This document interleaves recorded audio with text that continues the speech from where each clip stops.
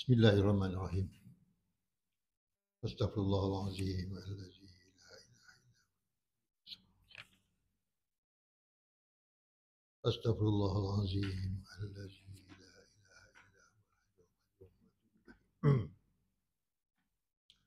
ila hadratin Nabi sallallahu alaihi wasallam wa ala alihi wa ashabihi al-kiram syai'un lillahi lahum.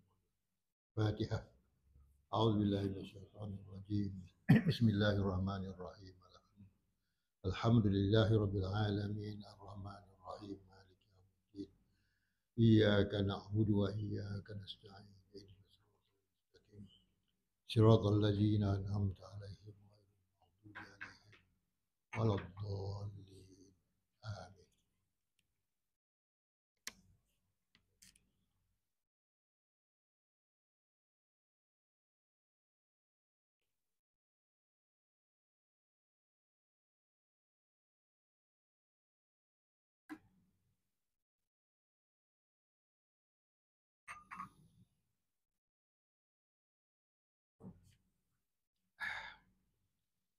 Assalamualaikum warahmatullahi taala wabarakatuh. Alhamdulillahirabbil alamin wassalatu wassalamu ala asyrafil anbiya wal mursalin wa ala alihi wa ashabihi ajma'in. Amma ba'd. Dihormati pengurusi Masjid Qriyah Batu 17, Tuan Haji Zahan, Tuan Imam, Tuan Bilal, Tuan Siak, ahli-ahli jawatan kuasa masjid, tuan-tuan dan puan-puan yang dirahmati Allah. Alhamdulillah, terlebih dahulu kita panjatkan kesyukuran kepada Allah Subhanahu Wa Taala atas limpah kurnia di malam ini. Sekali lagi kita bersama-sama di surau di masjid yang mulia dan berkat ini untuk kita sama-sama menambah sedikit ilmu kita berkaitan dengan alam kematian dan alam akhirat. Jadi bila sebut alam kematian ini ada satu alam yang lain. Alam kita ni dipanggil alam syahadah. Alam yang kita boleh saksikan. Dan alam yang akan menyaksikan kepada kita di akhirat nanti. Macam apa yang kita lihat kat dunia ni, itu yang dikurniakan oleh Allah Subhanahu Wa Taala dan dibagi tempoh. Berapa lama kita hidup kat dunia ni, maka kita duduklah di alam yang dipanggil alam syahadah ini dan kita disaksikan oleh semua yang ada di alam syahadah. Contohnya seperti kita duduk di dalam masjid ni. Semua yang dikeliling kita dalam masjid ni akan jadi saksi kepada kita di akhirat besok. Sama ada tiang masjid ini, sama ada kapet masjid ini, sama ada ceiling masjid ini, dinding masjid ini, dan semua yang di dalam masjid ini akan jadi saksi kepada kita besok di akhirat. Selain daripada tubuh badan kita lah, tuan-tuan. Selain daripada hidung kita, telinga kita, mulut kita, jari kita, kaki. Semua jadi saksi kepada kita. Sebab tu alam ni dipanggil alam syahadah, alam saksi. Syahadah.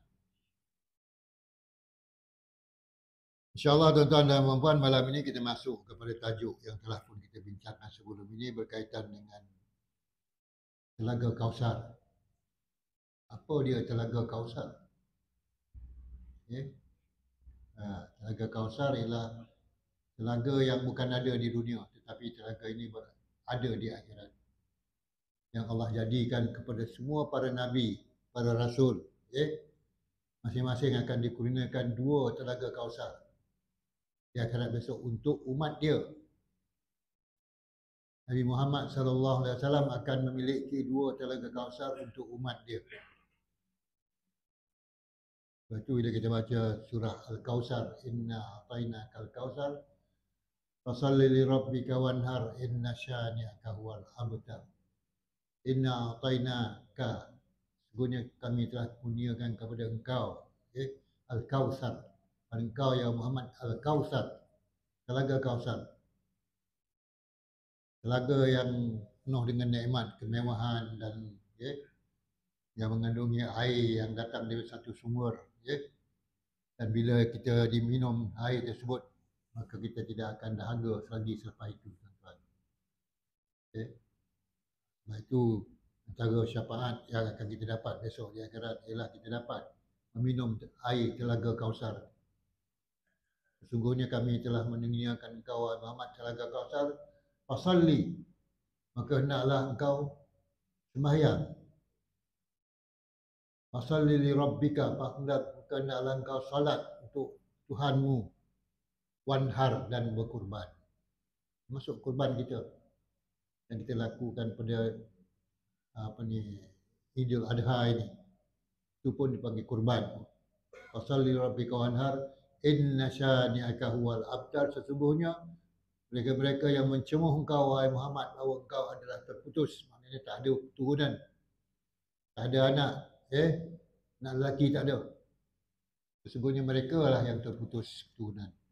Maksud terputus itu bukan putus keturunan, tapi putus rahmat daripada Allah Subhanahu Wa Taala. Orang-orang kufur, orang-orang musyrik jahiliyah yang menyembah berhala, putus rahmat daripada Allah. Bukan kau yang putus wahai Muhammad, tapi mereka lah yang putus rahmat Allah Subhanahu Wa Taala. Baiklah tuan-tuan dan puan-puan, di manakah letaknya telaga Kausar ni besok di hari akhirat? Mana letaknya tuan-tuan?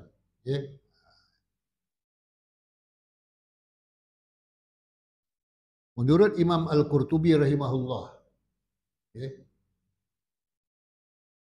sesuai dengan dua hadis di atas, bahawasanya taman kolam Nabi Muhammad SAW tersebut berada di suatu tempat sebelum Siratul Mustaqim dan Mizan.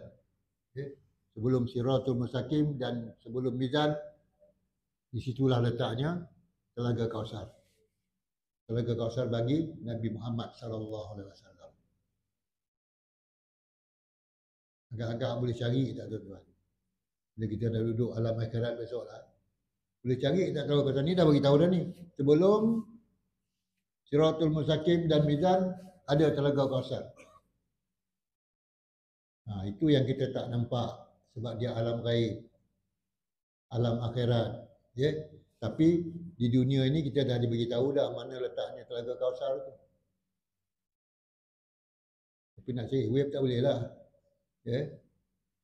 Nak cari macam kita sekarang ni, orang tunjuk lokasi mana tempat tu. Kita pun cari melalui web dan sebagainya. Itu lain di dunia. Tapi di akhirat besok, mencarinya dengan hidayah Allah Subhanahu Wa Taala. Bukan dengan alat-alat yang ada pada kita kat dunia ni. Baik itu apa-apa yang kita amal soleh yang kita buat atas dunia ini, itulah yang menunjukkan kita besok macam mana nak jumpa dengan telaga Kausar ni. Macam mana nak minum air dia. Sedangkan sesuai dengan hadis yang pertama, bahawasanya taman kolam milik Nabi Muhammad di telaga Kausar Nabi Muhammad SAW ada dua. Ada dua telaga Kausar. Rasulullah SAW. Maka kita tidak boleh menyalahkan bahawa ada yang kata salah satunya berada di sebelum Siratul Mustaqim dan Mizan, sedangkan satu lagi berada setelah Siratul Mustaqim dan Mizan. Satu ada sebelum Siratul Mustaqim dan Mizan, dan satu lagi ada selepas Siratul Mustaqim dan Mizan. Maknanya telaga Kausar ni bukan terletak di Siratul Mustaqim, sebelum Siratul Mustaqim. Bukan di pangkal jalan, tapi sebelum pangkal jalan. Dan bukan di hujung jalan, tapi selepas di hujung jalan. Mengikut apa yang disebutkan kat sini lah. Sebelum Siratul Mustaqim, telaga Kausar sebelum Siratul Mustaqim dan Mizan. Maknanya sebelum Siratul Mustaqim lah. Belum kita meniti Siratul Mustaqim, kita jumpa telaga Kausar dulu. Selepas kita meniti Siratul Mustaqim, kita jumpa telaga Kausar. Lepas daripada itu. Inilah bergantung pada amal soleh kita lah tuan-tuan. Bila kita diberikan pertolongan oleh Allah Subhanahu Wa Taala, ditunjukkan. Ihdinas siratal mustaqim. Ya Allah, ya Tuhanku, tunjukkanlah kami jalan yang lurus. Inilah dia jalan yang lurus. Siratul Mustaqim. Jumpalah Siratul Mustaqim tu, lepas tu telaga Kausar. Sebelum nak masuk Siratul Mustaqim, jumpa dulu telaga Kausar.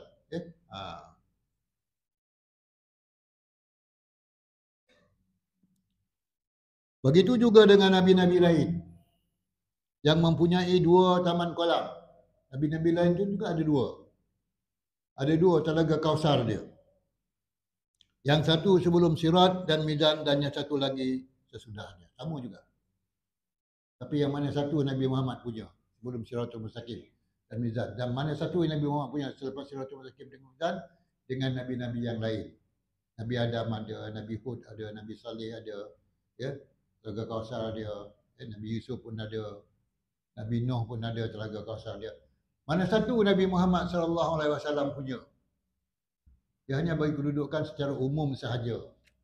Sebelum Siratul Mustaqim dan Mizan, selepas Siratul Mustaqim dan Mizan. Jadi dua tempat ni. Jadi inilah bergantung kepada pertolongan Allah dan petunjuk daripada Allah Subhanahu Wa Taala. Boleh jumpa Telaga Kausar itu. Dan di antara yang disebutkan ialah berbanyak-banyaklah berselawat kepada Rasulullah sallallahu alaihi wasallam, ya, supaya di hari akhirat besok kita akan dipanggil minum Telaga Kausar ini. Bukan semua orang kena panggil, tuan-tuan. Orang yang kasih dan sayang kepada Rasulullah sallallahu alaihi wasallam dan selalu berselawat kepada Rasulullah sallallahu alaihi wasallam dan selalu mengingat Allah Subhanahu wa taala, ya, maka mereka-mereka inilah yang akan dapat, ya, memasuki ataupun mendekati Telaga Kausar dan minum daripada air Telaga Kausar ini. Tapi menurut sebagian orang yang dibukakan Allah Subhanahu wa taala baginya pengetahuan tentang hal-hal gaib, bahawasanya taman kolam tersebut berada di tengah-tengah sirat, ya, seperti ilustrasi di bawah ini. Setengah-setengah orang yang Allah bagi kepada dia dan buka hijab dia, nampak benda gaib, ya, dia beritahu bahawa Telaga Kausar itu letaknya di tengah-tengah Siratul Mustaqim. Yang pertama mengatakan sebelum Siratul Mustaqim dan selepas Siratul Mustaqim. Yang kedua pula, bagi orang yang Allah bagi dia hijab, buka hijab dia nampak alam gaib, dia kata Siratul Mustaqim itu ada di dia kata Telaga Kausar itu ada di tengah-tengah Siratul Mustaqim. Tapi Telaga Kausar tetap ada. Dan adanya itu tidak jauh daripada Siratul Mustaqim ataupun selalu dikaitkan dengan Siratul Mustaqim. Ya, selalu dikaitkan dengan Siratul Mustaqim. Tuan, ya.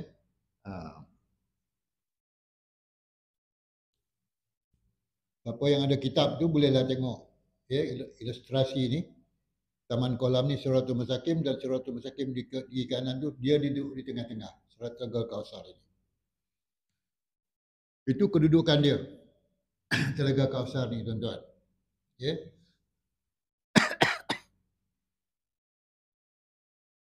Berapa luas? Telaga Kausar ni berapa luas? Telaga ni perigi. Ya. Bukan kolam. Bukan kolam mandi. Bukan lautan. Tetapi perigi. Tetapi perigi di akhirat dengan perigi di dunia jauh beza dia, tuan-tuan. Ya. Sekarang ni kita ada perigi di dunia.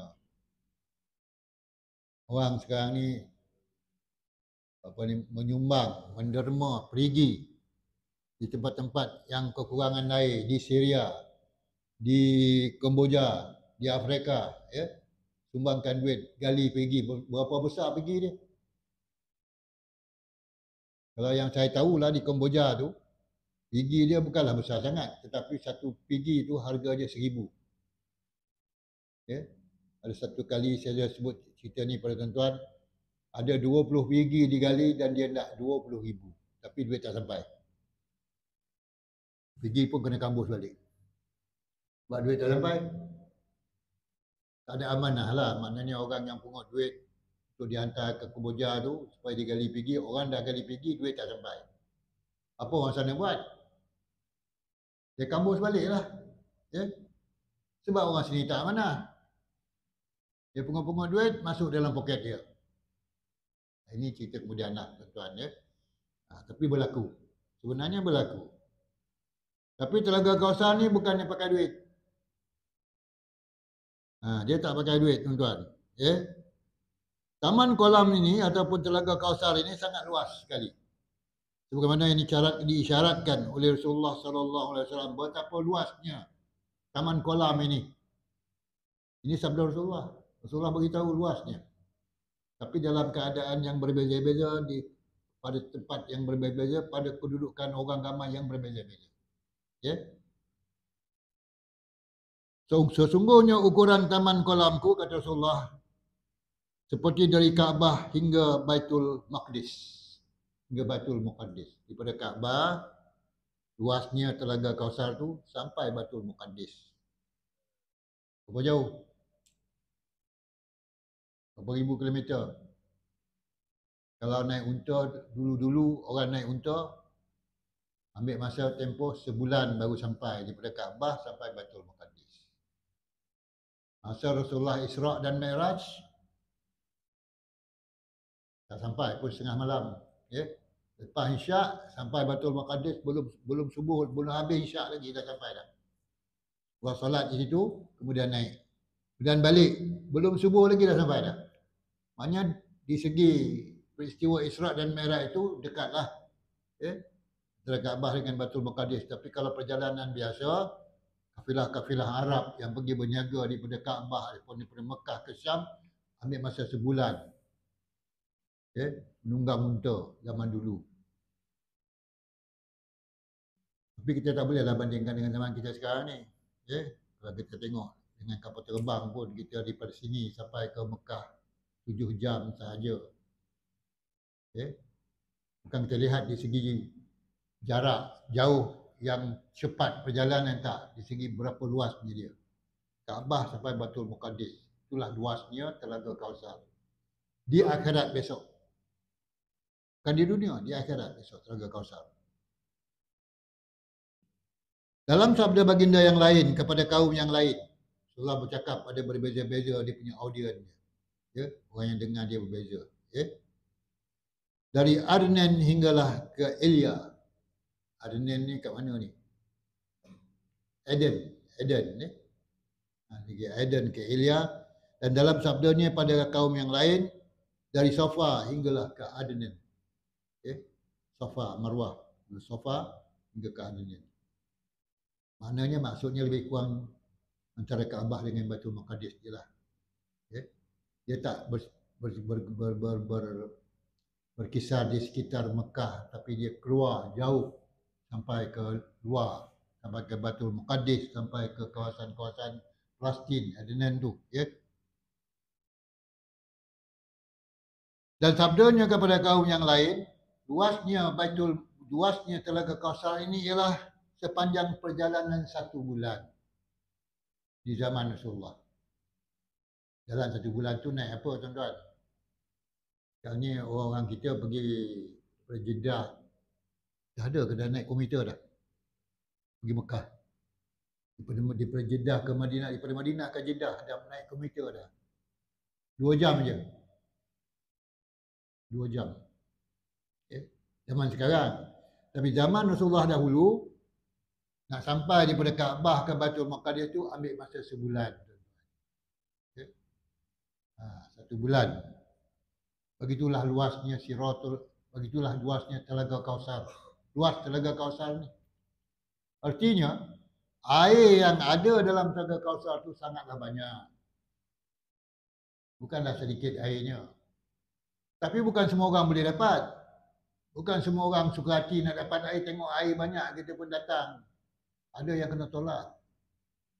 Ditolak, tak boleh mengambil air sedikit pun daripada Telaga Kausar. Ada. Okay. Malahan ada sahabat Rasulullah yang tidak dibenarkan mengambil air daripada Telaga Kausar tersebut. Dan Rasulullah mengadu kepada Allah Subhanahu Wa Taala. Ya Allah, mereka itu adalah sahabat-sahabat aku. Maka Allah Subhanahu Wa Taala mengatakan bahawa mereka itu adalah orang yang murtad pada akhir hidupnya.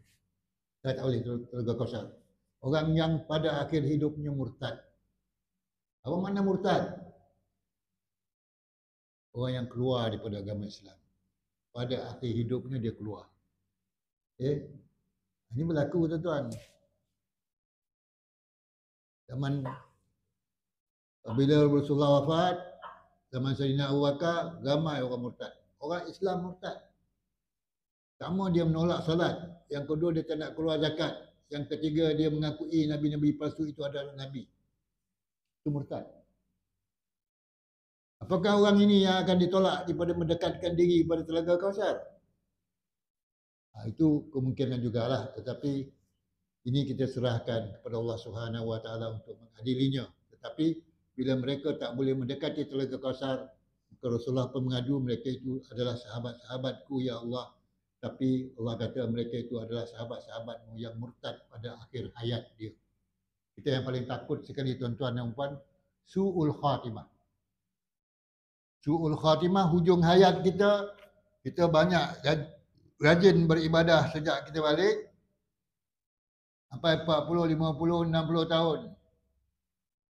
Maka di hujung-hujung hayat kita itu kita jadi murtad. Okay? Murtad ni maknanya kita terkeluar daripada beriman kepada Allah Subhanahu Wa Taala, sama ada daripada perbuatan kita, daripada hati kita, ataupun daripada lafaz kita, ataupun daripada perbuatan kita terkeluar daripada agama Islam.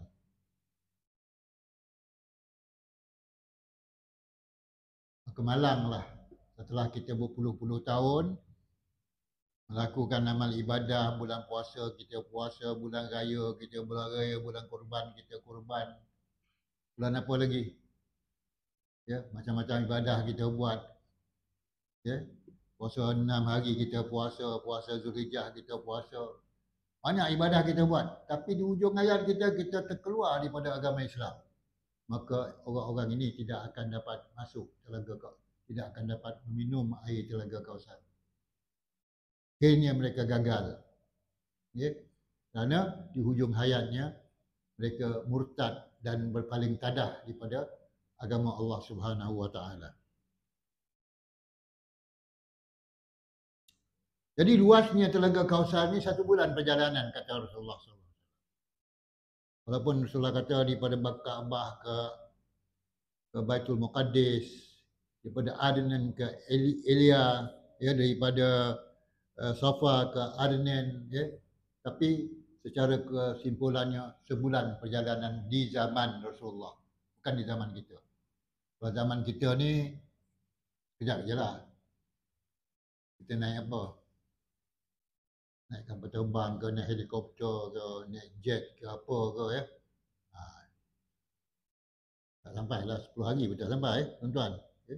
Kalau naik kapal terbang 7 jam je. Ya. Itu luasnya. Kemudian baginda Rasulullah menyatakan, beliau mengatakan ukuran kolam tersebut kepada beberapa kaum sesuai dengan jarak yang familiar di kalangan kaum tersebut atau yang tidak asing bagi mereka, bukan berarti berbeza-beza ukurannya. Jarak yang termasyhur lah di kalangan orang-orang yang tertentu. Mungkin beberapa orang mengira bahawa air dalam taman kolam tersebut berada di atas permukaan bumi. Okay? Jadi ukuran kolam tu dah beritahu tadi. Dan mungkin beberapa orang mengira bahawa air dalam taman kolam tersebut berada di atas permukaan bumi seperti yang diutarakan oleh zahir dari sisi luarnya. Ya? Diutarakan oleh zahir hadis tersebut. Macamlah air Telaga Kausar ni ada di muka bumi. Macam tu. Kalau dilihat kepada zahir hadis tersebut, macamlah Telaga Kausar itu airnya ada di permukaan bumi. Tapi itu hanyalah dugaan yang tidak kuat. Tapi itu bukanlah satu sangkaan yang betul, yang kuat. Ya? Sedangkan kita sedang berada di akhirat. Jadi mana pula air itu berada di bumi? Ya? Kalau dah ada air itu di bumi sekarang ni, Telaga Kausar itu dah ada kat bumi kita sekarang ni, agak-agaknya apa yang sesuai untuk kita panggil Telaga Kausar ni, tuan-tuan? Nanti orang akan mengatakan pula bahawa aku nak tengok air Telaga Kausar, tengoklah air Zam-Zam tu. Ada yang akan buat andaian sedemikian nanti. Okay? Jadi sebab itu andaian ini tidaklah kuat. Kalau kuat, mungkin orang akan mengatakan antara yang dikatakan Telaga Kausar itu Telaga Zam-Zam.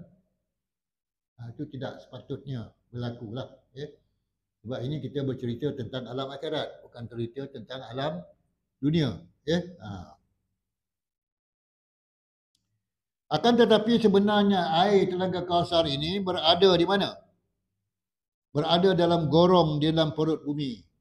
Gorong ni apa tuan? Gorong ni tempat yang dalam lah. Ya. Dalam perut bumi. Ya.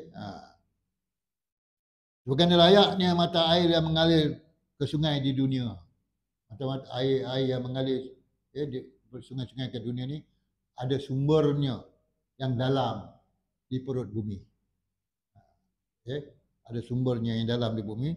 Tapi menurut yang lainnya bahawa taman kolam yang pertama memang berada di permukaan bumi yang telah berubah, tetapi yang kedua berada setelah Sirat. Tapi menurut yang lainnya taman kolam yang pertama tu sebelum Siratul Mustaqim, sebelum Mizan tu memang ada dia punya apa? Memang berada di permukaan bumi. Air dia.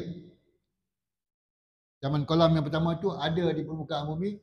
Taman kolam yang kedua ada di hujung Siratul Mustaqim tu, itu baru ada di akhirat. Baru berada di alam akhirat. Ini pendapat-pendapat lah tuan-tuan. Yang mana satu kita nak pegang itu bukanlah yang kita nak pegang sebenarnya, tetapi yang kita nak tahu. Apa yang kita nak tahu, Telaga Kausar ini ada dan wujud di akhirat besok, dan pendapat-pendapat lain mengatakan dia dah ada kat muka bumi ni. Tapi itu tak kuat. Tapi ada yang mengatakan Telaga Kausar yang pertama ada di muka bumi, Telaga Kausar yang kedua ada di hujung Siratul Mustaqim. Ini pendapat-pendapat. Lepas itu kita kena perlu tahu perkara yang lebih mendalam dan lebih terperinci tentang Telaga Kausar ni. Sebelum ni kita tahu, kita wajib beriman dengan adanya Telaga Kausar.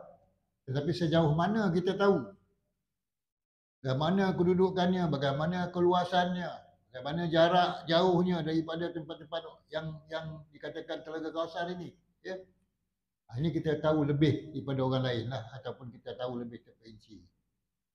Itu kelebihan bila kita menghadiri pengajian-pengajian seperti ini dan membaca kitab-kitab seperti ini, kita tahu lebih. Dan kita tahu perkara-perkara yang mungkin orang lain tak tahu, kita dah tahu dah. Apa keuntungannya kita tahu? Keuntungan kita tahu untuk menambah kekuatan yakinnya kita tentang adanya Telaga Kausar ini. Ada Telaga Kausar ini. Bukan perkara yang dicerita-ceritakan sahaja, tapi ada hadisnya, dan lebih terperinci lagi, hadis Rasulullah SAW menceritakan berapa luasnya Telaga Kausar itu. Ada pendapat-pendapat lain daripada para ulama mengatakan Telaga Kausar itu pula ada di muka bumi ini, dan satu lagi ada di akhirat. Jadi ini semuanya menjadi renungan kita lah tentang Telaga Kausar ni, supaya kita tahu bahawa Allah Subhanahu Wa Taala itu mewujudkan Telaga Kausar ini untuk setiap nabi, setiap rasul. Setiap rasul itu ada 2 Telaga Kausar dia.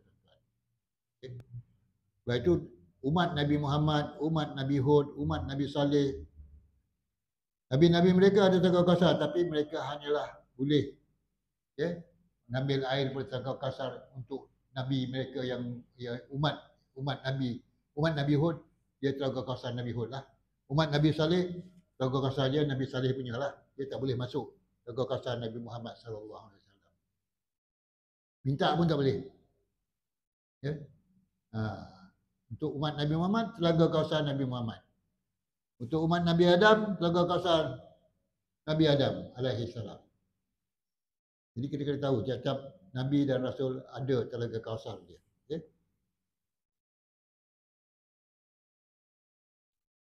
Tapi mungkin pendapat tersebut adalah pendapat para ulama sesuai dengan pengetahuan tentang hal-hal gaib yang diberikan oleh Allah Subhanahu Wa Taala kepada mereka tentang taman kolam ini, tentang Telaga Kausar ini. Allah Subhanahu Wa Taala mengurniakan pengetahuan tentang Telaga Kausar ini kepada ulama-ulama yang tertentu. Tentulah ulama-ulama ini ulama-ulama yang mempunyai kedudukan darjat yang tinggi daripada kita. Sebab itu darjah yang paling tinggi sekali para ulama ialah para aulia Allah yang ada karamah dia. Mereka tahu di mana letaknya Telaga Kausar. Allah bagi pengetahuan pada mereka, dan itu yang dinamakan ilmu ladun ni, yang dikurniakan Allah. Ilmu ladun ni mereka tahu, tentang Telaga Kausar ini, di mana, tentang perkara-perkara gaib tentang Telaga Kausar ini. Kerana mungkin saja Taman Kolam ataupun Telaga Kausar tersebut mempunyai beberapa cabang yang berasal dari kolam terbesar, seperti layaknya mata air di dunia ini. Mungkin juga Telaga Kausar ini dia kata mempunyai beberapa cabang yang berasal di kolam terbesar. Telaga Kausar yang ada tu, yang dimiliki oleh para rasul dan para nabi tersebut, berpunca berasal daripada satu kolam terbesar. Maknanya apa yang berlaku kat dunia, sungai-sungai yang ada kat dunia ini berpunca daripada satu tempat, takungan air yang besar ataupun sumber air yang besar, kemudian mengalirkan air-air sungai.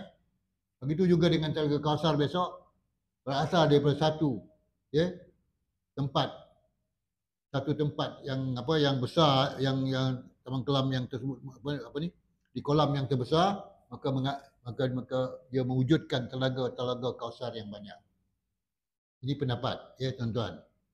Lagi jauh lagi pendapat ni, maknanya dia ada sumber dia. Maka daripada sumber itulah maka lahirlah, keluarlah Telaga Kausar untuk Nabi Daud, Telaga Kausar untuk Nabi Saleh, Telaga Kausar untuk Nabi Muhammad. Tapi ada sumber dia. Ini pendapat yang seterusnya daripada para ulama yang ada diberikan karamah oleh Allah Subhanahu Wa Taala. Maka mungkin saja di tiap penjuru ada taman kolamnya, hingga kaum mukminin boleh melepas dahaga dari kolam tersebut. Setiap penjuru di akhirat besok ada Telaga Kausar. Maknanya Telaga Kausar ni ada tiap-tiap penjuru di akhirat besok. Dia tidak berdasarkan kepada milik sesiapa nabi, para rasul, tapi tiap-tiap penjuru ada Telaga Kausar dia. Orang mukminin boleh minum daripada Telaga Kausar tersebut.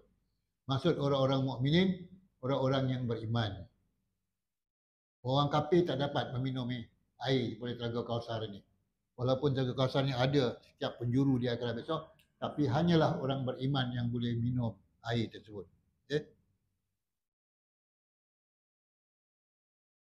Meskipun mereka belum sampai kepada kolam yang terbesar, kerana susahnya mencapai kolam terbesar tersebut. Dijumpa Telaga Kausar ni, Allah sediakan tiap-tiap penjuru di akhirat itu ada, berpunca daripada Telaga Kausar, daripada kolam yang besar. Tapi makhluk waktu itu ataupun orang-orang mukmin itu tak sampai kepada Telaga Kausar ataupun pada sumber yang besar tersebut. Mereka jumpa Telaga Kausar yang sedia ada di akhirat, setiap penjuru di akhirat tersebut. Orang-orang mukminin sahaja yang boleh minum.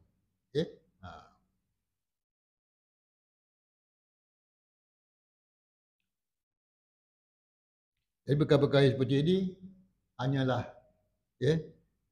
boleh dikomen ataupun diulas oleh mereka-mereka yang mendapat taufik dan petunjuk oleh Allah Subhanahu Wa Taala. Hanya Allah Subhanahu Wa Taala yang lebih mengetahui keadaan yang sebenarnya. Jadi semuanya diceritakan, tapi hakikat yang sebenarnya Allah sahaja yang mengetahui bagaimanakah keadaan Telaga Kausar ini, bagaimanakah sumber dia, berapa luas dia, berapa panjang dia. Jadi keadaan hakikat sebenarnya Telaga Kausar ini adalah diketahui oleh Allah Subhanahu Wa Taala. Para ulama hanyalah boleh tahu apabila dikurniakan ilmu itu kepada mereka oleh Allah Subhanahu Wa Taala. Dalam sebuah hadis yang diriwayatkan oleh Abu Daud At-Tilasi yang berasal daripada Zaid bin Arqam, bahwasanya Nabi Muhammad sallallahu alaihi wasallam pernah bersabda, kalian tidak termasuk di 170,000 orang yang akan masuk ke dalam kolamku. Dalam satu hadis yang diriwayatkan oleh Abu Daud At-Tilasi yang berasal dari Zaid bin Arqam, bahwasanya Nabi Muhammad pernah bersabda, kalian tidak termasuk dari 170,000 orang yang akan masuk ke dalam kolamku. Menurut Zaid bin Arqam, bahawasanya jumlah orang-orang pada saat itu berkisar antara 800,000 hingga 900,000. Okay? Yang boleh masuk ke dalam Telaga Kausar kata Rasulullah 170,000 sahaja. Di saat itu, ya, bila Rasulullah bercakap itu, manusia waktu itu hanyalah 800,000 dan 900,000 sahaja. Tapi yang boleh masuk, yang datang dapat mendekati dan minum daripada Telaga Kausar hanya 170,000. Ini Rasulullah bercakap di depan orang ataupun di zaman waktu itu, ya, manusia 800,000 dan 900,000 orang sahaja, tuan-tuan. Okay. Dan kalau kita ikut-ikutkan sebenarnya, okay, belum lagi ramailah orang-orang Islam, okay, di zaman itu. Dan kalau kita lihat kepada kemajuan Islam di Madinah selepas Rasulullah SAW, okay, menjadi ketua negara Madinah, penduduk Islam di Madinah pada waktu itu tak ramai, lebih kurang dalam 3,000 orang. Okay. Kemudian bertambah ramai lagi lah bila tentera Islam memerangi Mekah, ya, pada masa itu lebih kurang dalam 1,500 orang, 2,000 orang. Apabila tentera Ahzab mengepung Madinah, maka tentera Ahzab lebih kurang jumlahnya 10,000 orang. Jadi penduduk tak ramai. Jadi Rasulullah bercakap tu, itu jumlah yang sedikit disebutkan. Sebab jumlah yang ramai hanya 900,000 kepada 400,000 dan 1,700 sahaja yang boleh masuk Telaga Kausar. Di waktu itu Rasulullah sebut. Tapi hari ini kita bertambah ramai. Penduduk Islam seramai berapa sekarang ni? 1.4 bilion ramainya. Okay. Kalau 170,000 orang dia yang boleh masuk, yang boleh dekat dengan Telaga Kausar ni, kita masuk tak? Boleh masuk tak kita daripada 1.4 bilion sekarang ni umat Islam? Kalau ikut sabda Rasulullah ni, 170,000 saja yang boleh masuk. Jadi yang lain tu tak boleh lah. Tapi sekarang ni kita buat anggaran bahawa berapa peratus 900,000 orang tu, berapa peratus 170,000 tu. Daripada 900,000, 170,000 berapa peratus? Okay? Jadi sekarang ni kalau 1.4 bilion, berapa peratus yang boleh pergi ataupun dapat minum air Telaga Kausar yang dimiliki oleh Nabi Muhammad SAW. Kalau 170,000, 900,000, 170,000, 900,000, 170,000 daripada 900,000, berapa peratus? Ada tak 10%? Kalau 1 juta, 170,000, baru 17%. Betul tak? Kalau 1.4 bilion, kalau 10% saja, baru 140 juta yang boleh masuk Telaga Kausar. Maknanya yang lain-lain tu mungkin tak dapat mendekati Telaga Kausar. Jadi ini kita boleh bayangkanlah, ya. Sebab Rasulullah tak sebut secara tepat. Besok zaman tuan-tuan dia kata akan berkembangnya umat Islam ni sampai 1.4 bilion, Rasulullah tak sebut. Yang Rasulullah sebut pada zaman itu. Pada zaman kita ni, perkembangan Islam itu bertambah luas, bertambah berkembang lagi dan kita tak tahu berapa ramai dan jumlahnya orang Islam yang sebenarnya, ya, yang akan dapat minum air Telaga Kausar Nabi Muhammad SAW. Sebab kalau kita lihat pada hari ini umat Islam, ya, banyak terbahagi kepada beberapa bahagian. Yang Syiahnya, yang Khawarijnya, yang Wahabinya, ya, yang apa lagi? Agama-agama ada 12 agama-agama yang serupa dengan agama Islam tapi tak sama di segi pegangan dia. Ada banyak. Kita baca YouTube dan sebagainya, kita baca tengok internet dan sebagainya. Banyak agama-agama yang hampir sama macam agama Islam. Sama. Masing-masing mengaku. Dan amalan-amalan sangat berbeza. Ya? Sangat berbeza amalan dia. Pernah kita jumpa dalam YouTube ke, dalam apa, dalam internet ke? Kalau sembahyang tarawih itu berapa rakaat? 20 rakaat dia buat 5 minit je. Ada jumpa tak?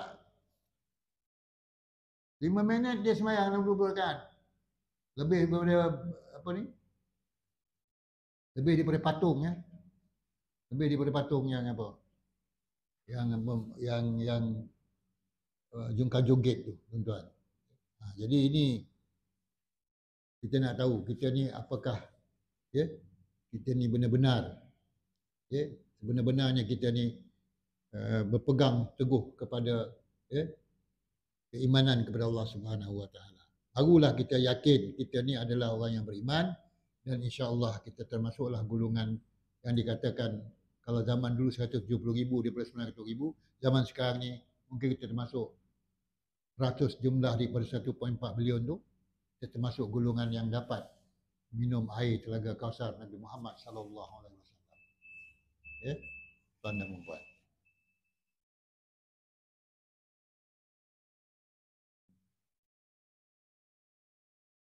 Kemudian dalam sebuah hadis yang diriwayatkan oleh Ibnu Majah disebutkan bahawa Rasulullah SAW pernah bersabda, orang yang pertama kali masuk ke dalam kolamku adalah orang-orang fakir dari golongan muhajirin. Itu orang pertama masuk. Fakir muhajirin. Kita ni masuk tak fakir muhajirin? Tu tahun berapa tu? Orang fakir muhajirin tu, inilah orang pertama masuk Telaga Kausar besok. Telaga Kausar Nabi Muhammad sallallahu alaihi wasallam. Orang fakir daripada golongan muhajirin yang berpakaian hina. Rambut mereka acak-acakkan, tidak menikahi orang-orang kaya dan tidak dibukakan pintu tabir bagi mereka. Ni orang pertama masuk Telaga Kausar. Tu orang fakir daripada orang-orang muhajirin. Kita tak termasuk. Tak termasuk yang pertama lah, mungkin termasuk yang kemudian, insya-Allah. Okay? Sebab kita dah baca Telaga Kausar ni, mudah-mudahan kita akan dapat menikmati Telaga Kausar yang dimiliki oleh Rasulullah sallallahu alaihi wasallam bersama-sama golongan fakir. Golongan fakir muhajirin ni orang yang dulu-dulu lah zaman Rasulullah. Okay? Seramai berapa orang? Dah tutup dah. Habis dah. Bateri habis. Macam parlimen tutup orang cakap. Dah, okey, habis. Macam dalam parlimen lah. Tak nak orang cakap tutup. Cakap itu tuan-tuan puan, mudah Allah SWT memberkati kehidupan kita menggunakan topik hidayah pada kita semua insya-Allah. Bismillahirrahmanirrahim. Alhamdulillahirabbil alamin wassalatu wassalamu ala asyrafil wa ala alihi wa sahbihi ajmain. Allahumma zidna ya rabbi fahman. Parlimen tahu cakap. Allahumma zidna ya rabbi fahman nabiyyin hifdzal mursalin wal hamd malaikatil muqarrabin fi amdin ya arhamar rahimin. Rabbana atina fid dunya hasanah wa fil akhirati hasanah wa qina adzabannar. Wa sallallahu ala sayyidina Muhammadin wa ala alihi washabihi ajmain. Subhana rabbika rabbil izzati amma yasifun. Wa salamun alal mursalin. Alhamdulillah.